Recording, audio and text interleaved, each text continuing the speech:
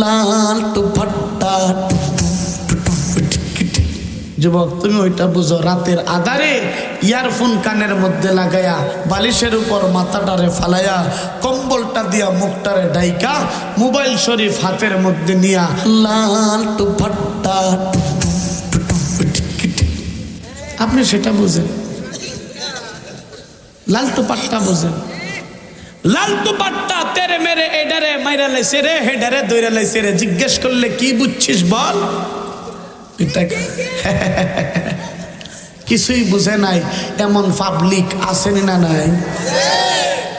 তুমি সেটা শুনে আনন্দ পাও, তুমি সেটা শুনে মজা পাও, কিন্তু প্যারা রাসূলের শান শুনলে তোমার ভালো লাগে না। আল্লাহর হাবিবের ইজ্জতের কথা শুনলে আপনার ভালো লাগে না। আল্লাহর নবীর সুন্নতের কথা শুনলে আপনার ভালো লাগে না। আল্লাহর নবীর ফজিলতের কথা শুনলে ভালো লাগে না। যেই যুবকের দিলের মধ্যে আল্লাহর হাবিবের মুহাব্বত অনুকণা সরিষার দানা পরিমাণ থাকবে, ওই যুবকের সামনে প্যারা রাসূলের শান পেশ করা হলে ওই যুবক নবীর প্রেম সাগরে ডুব দিয়া বলবে, রব কি কসম, দুনিয়ার সব কিছু বলতে পারি, এক সেকেন্ডের জন্য আমার নবীকে বলতে পারি না। ঠিক কিনা বলে?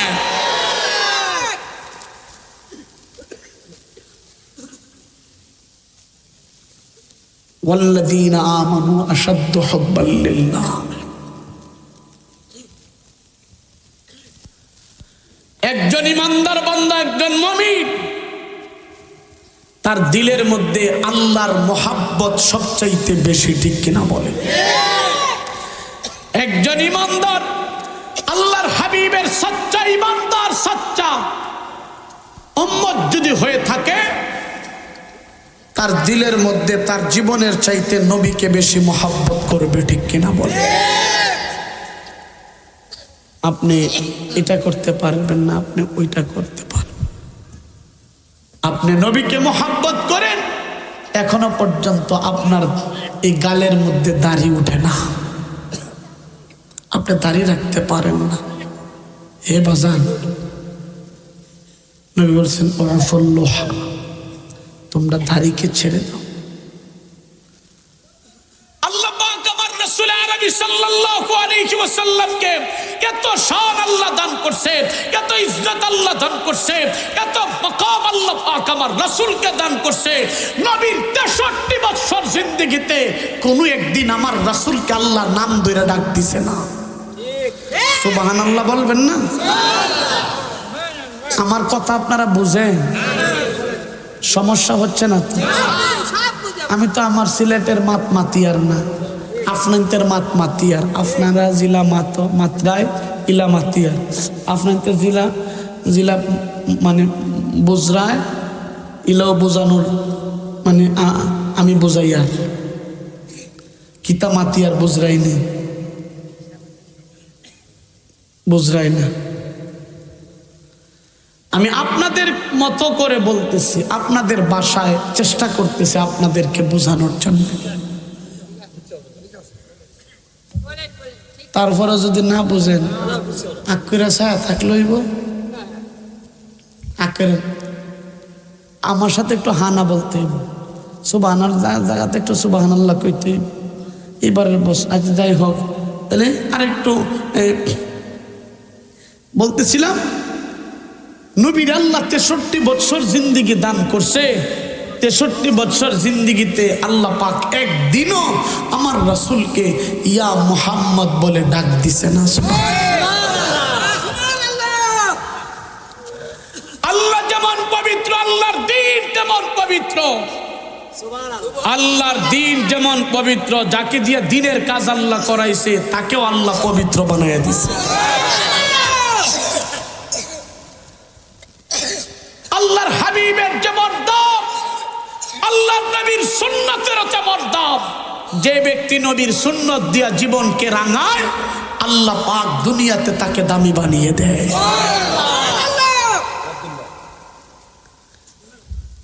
তাকে আল্লাহ পাক দুনিয়াতে দামি বানিয়ে দেয়। ও বাজান, আপনি এখনো পর্যন্ত নবীর সুন্নত দাড়িটারে রাখতে পারলেন না, আপনি নামাজ পড়তে পারেন না। আপনার বয়স 60 থেকে 70 হয়ে গেছে, 80 হয়ে গেছে, আপনি দোকানে বসা চা খাইতে পারেন আর পা লড়াইতে পারেন, পা নাচাইতে পারেন, কিন্তু মসজিদে যায়া আল্লাহ পাকের কুদরতি কদমে আপনি সিজদা দিতে পারেন না। আপনার মতন কপাল পোড়া নবীর উম্মতের কোনো দরকার নাই, ঠিক কিনা জোরে কও?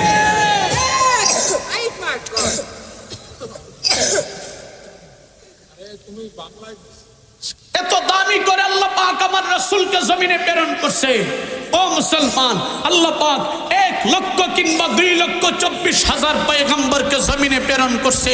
সমস্ত নবীদেরকে আল্লাহ পাক ডাকার প্রয়োজন পড়লে নাম ধরে ধরে ডাকছে, কিন্তু আল্লাহ পাক আমার রাসূলকে যখন ডাকবেন, আল্লাহ পাক আমার রাসূলকে একদিনও ইয়া মুহাম্মদ বলে ডাক দিছে না। কি বলে ডাক দিয়েছে? ও মুসলমান, কোরআনুল কারীমের 6,666টা আয়াত, 114টা সূরা, 30টা পারা, নুক্তায় নজর লাগান। ও মুসলমান, আপনি হাত দিয়া শাহাদত আঙ্গুলি দিয়ে আটাইতে থাকেন আর দেখেন আল্লাহ নিয়ে আমার রাসূলকে ইয়া মুহাম্মদ বলে ডাক দিয়েছে। হায় হায়, 25 জন নবীকে আল্লাহ পাক সরাসরি নাম ধরে ডাক দিয়েছে।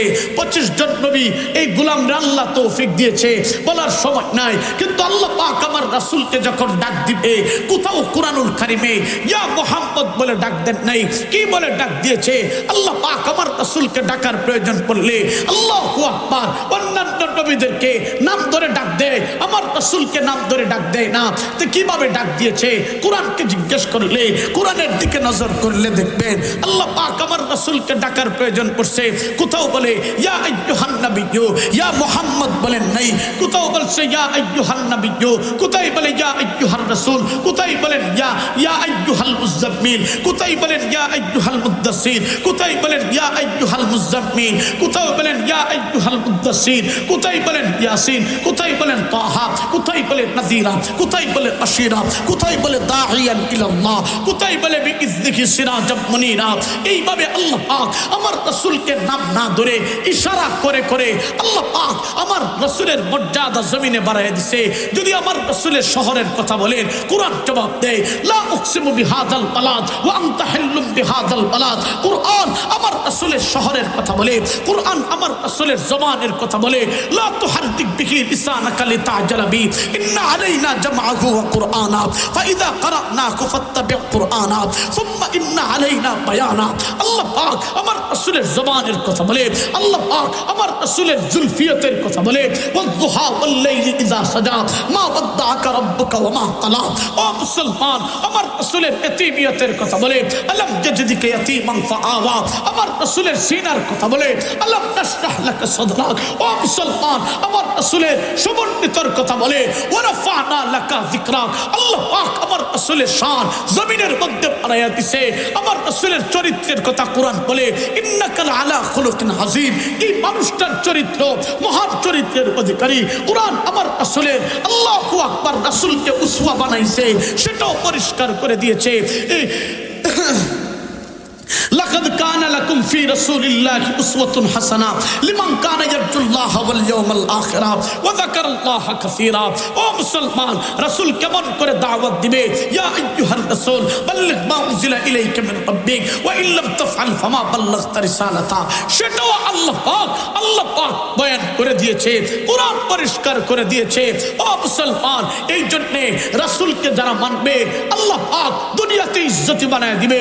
রাসূলকে যারা মানবে, রাসূলের জিন্দেগির অনুসরণ করবে, রাসূলের জিন্দেগিরে ফলো করবে, রাসূলের জিন্দেগিটাকে একজন মুসলমান ইমানদারের, একজন উম্মতের জিন্দেগির মাকসুদ বানাইবে, মরণের সাথে সাথে জান্নাতুল ফিরদাউসি নুজুলা, আল্লাহ পাক জান্নাতুল ফিরদাউসের মালিক বানায়া দিবে। কয়টা আয়াত আমি আপনাদের সামনে, এত দাম আল্লাহ পাক আমার রাসূলকে দান করছে। সেই রাসূলের বিরুদ্ধে যদি কোনো কুলাঙ্গার কথা বলে মুসলমান মানতে পারে? এত আস্তে বলেন কেন? মুসলমান মানতে পারে? নবীর বিরুদ্ধে যদি কেউ কিছু বলে, যেই কুলাঙ্গার বলবে তার জিহ্বারে টেনে ছিঁড়ে ফেলতে হবে, ঠিক কিনা বলে? তুই নবীর বিরুদ্ধে বলবি এই 56,000 বর্গ মাইলে থাকার তোর কোনো জায়গা নাই, ঠিক কিনা জোরে বলে। তসলিমা কুলাঙ্গারনি, তসলিমা বেশ্যা আল্লাহ নবীর বিরুদ্ধে বলছে, ইসলামের বিরুদ্ধে বলছে। এই দেশের মুসলমান যখন জাগ্রত হয়েছে, বাংলা ছেড়ে ভারতে যাইতে বাধ্য হয়েছে, ঠিক কিনা।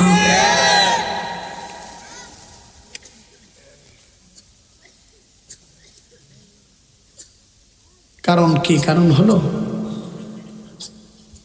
একজন ইমানদার তার জীবনের চেয়েও আল্লাহর নবীকে বেশি মহাব্বত করে।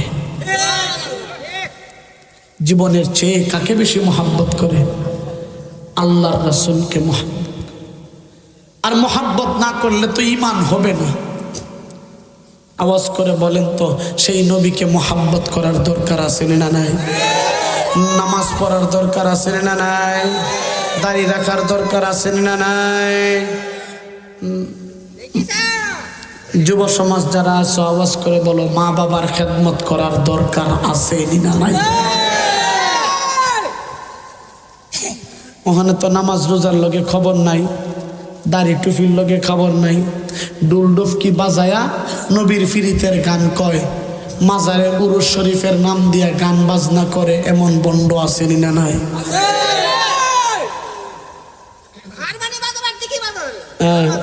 এই যে এখানে লালন শাহ আখড়া আছে কুষ্টিয়া, এই তো পার্শ্ববর্তী জেলায়, আপনাদের মেহেরপুর থেকে অল্প প্রায় 35-36 কিলোমিটার। এখানে লালন শাহ ভেড়ামারা লালন শাহ, এখানে গান বাজনা করা হয়। জিজ্ঞেস করলে তুমি এটা কেন করো? সে বলে আমি নবীর আশিক, এই জন্যে নবীর মোহাব্বত আমি গানের মাধ্যমে জাহির করি। এমন আছে না নাই? অনেকে বলে কিনা। আর অনেকে এই কথা বলে যারা গান গায় তারাও আল্লাহর কথা বলে, যারা ওয়াজ করে তারাও আল্লাহর কথা বলে। তো দুইটার মধ্যে পার্থক্য কি? হেরাও তো আল্লাহর কথা বলে আর হুজুররাও আল্লাহর কথা বলে। দুইটা দলই মানুষকে হেদায়েতের দিকে ডাকে। কেউ গানের মাধ্যমে ডাকে, কেউ ওয়াজের মাধ্যমে ডাকে। এমন প্রশ্ন করে, এমন কথা বলে, সমাজে এমন মানুষ আসেনি না নাই? গান বাজনা হালাল, গান বাজনা জায়েজ আছে, হেরাও তো আল্লাহর দিকে ওইটা। হ্যাঁ, গান বাজনা করে আপনারা করবেন। শুনেন, আমি বলি, চিরা আছে না? চিরা চিনেননি? চিরা পানি দিয়া ভিজাইলেও ভিজে, মুখটা ভিজাইলেও মুখ দিয়া ভিজে না? আরে আপনি পেশাব দিয়া যদি আপনি চিরা ভিজান, ভিজবে না? আর কলের পবিত্র পানি, সাদা পানি দিয়া যদি আপনি ভিজান, ভিজবে না? পেশাব দিয়ে ভিজাইলে এটা কি খাওয়া যাবে? কলের স্বচ্ছ পানি দিয়া ভিজাইলে সেটা খাওয়া যাবে কি যাবে না? তাহলে তোমরা যারা বলো যে গানের মাধ্যমেও আল্লাহর দিকে ডাকে, ওয়াজের মাধ্যমেও আল্লাহর দিকে ডাকে, গানের মাধ্যমে ডাকাটা হলো পেশাবের মতো। আর উলামায়ে কেরাম কুরআন আর সুন্নাহর মাধ্যমে আল্লাহর দিকে মানুষকে আহ্বান করে, এটা স্বচ্ছ পানি এবং দুধের মতন, ঠিক কিনা জোরে বল। এদিকে কি সুন্দর করে মাজারের মধ্যে বইয়া নাম দিছে মহাপবিত্র উরুস শরীফ। আছে না নাই? নাম দিছ বিশ্ব আশিক রাসূল, আহলুস সুন্নাত ওয়াল জামাত, জুসনে জুলুসে পবিত্র ঈদে মিলাদুন নবী নাম দিয়া মাজারের সামনে বৈশা ডুলডুফকি দিয়া গান বাজনা করে, এমন বন্ড আছে না নাই?